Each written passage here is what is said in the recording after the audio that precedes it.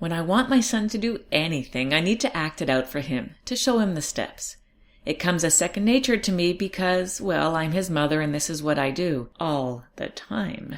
It also comes as second nature to anyone who works with young children because it's accepted knowledge that we need to model how to do things with them. How else would we teach a child how to tie their shoes, write their name, sing a song, or pass a hockey puck? Through a lecture or textbook? But what does all of this have to do with adult education? Well, I have a number of questions related to that. What does it mean to model? Do we do it enough in adult education, or perhaps too much? Maybe it's because we're teaching adults we think that they already have sufficient mental models that can accommodate new learning. Or maybe the idea of explicitly showing someone how to do something just seems childish.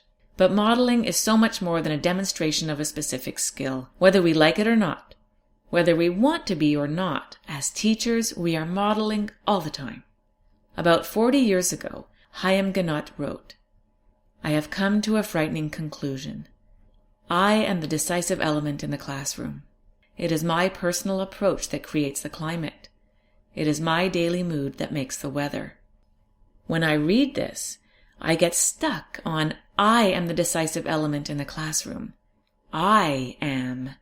I think it's in this line where the power of modeling lies, and when we know that we have this power, all we really need to do is to choose how we wield it.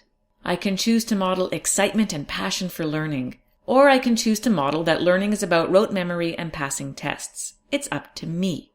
The language I use and the passion with which I speak directly affects the learning in my classroom. If I preface my teaching with, "You'll need to know this for the test," or answer a question with, "Don't worry, it won't be on the test," then I'm letting my students know that the test is directing our time together. The same is very much true for technology. Think about how you talk about technology with your students. We talk about the importance of digital citizenship with our students, but do you model digital citizenship or positive behavior around technology? Are you showing your students how to learn with technology, thus modeling a passion for learning through all of the tools available to us? Or are you assuming that your students know how to use it already? We know that assuming prior knowledge can be dangerous. As teachers, we need to find out what our students already know so that we can activate it and lead them to new learning. The same thing goes for technology.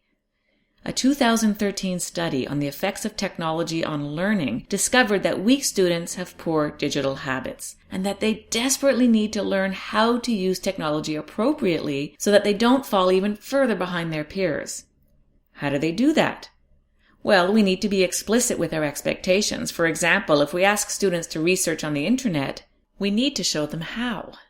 We need to show them how to be critical about the information they find. But not only that, they learn by watching how we use technology.